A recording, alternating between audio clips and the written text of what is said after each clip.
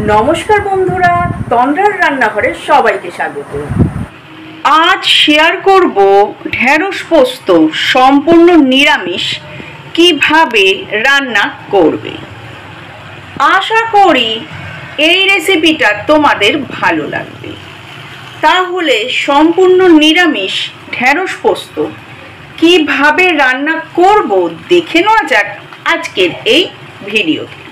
ঢেঁড়স পোস্তর জন্য এখানে নিয়ে নিয়েছি ঢেঁড়সগুলোকে ছোট ছোট টুকরো করে নেব। ঢেঁড়সগুলোকে ছোট ছোট টুকরো করে কেটে নিয়ে ভালো করে ধুয়ে নিয়েছি। কড়াইতে দিয়ে দিয়েছি সরষের তেল। তেলটা গরম হয়ে গেছে, কেটে ধুয়ে রাখা ঢেঁড়সের টুকরোগুলোকে দিয়ে দেব।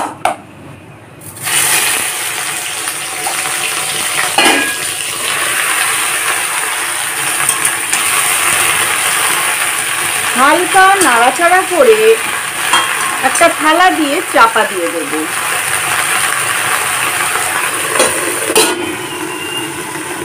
ঢেঁড়স পোস্তর জন্য এখানে নিয়ে নিয়েছি পোস্তটাকে এখন ডাস্ট করে নেব। মিনিট পাঁচেক পর থালাটা খুলে ঢেঁড়সগুলোকে নাড়াচাড়া করে দেব। আর এখন ঢেঁড়সের মধ্যে দিয়ে দিয়েছি স্বাদ মতো নুন আর সামান্য পরিমাণ হলুদের গুঁড়ো।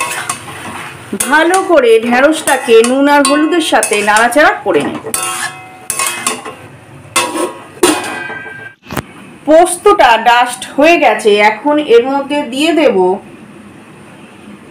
লঙ্কা আর দেব সামান্য পরিমাণ জল। এখন পোস্তটাকে পেস্ট করে নেব। পোস্তটা পেস্ট করা হয়ে গেছে।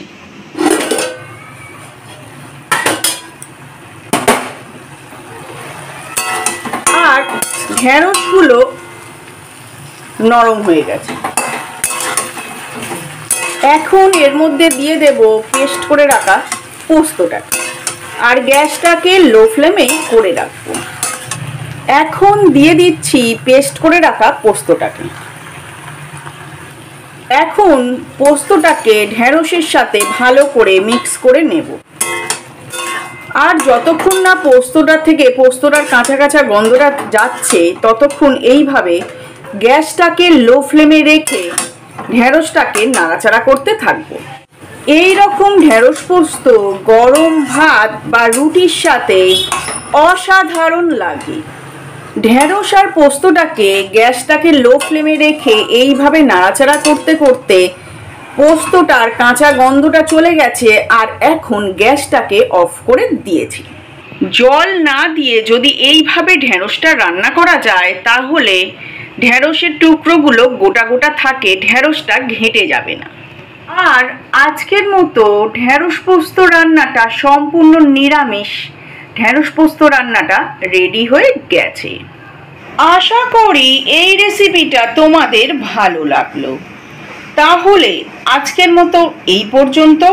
আসি বন্ধুরা, আবার আসবো নতুন কোনো রান্নার রেসিপি নিয়ে।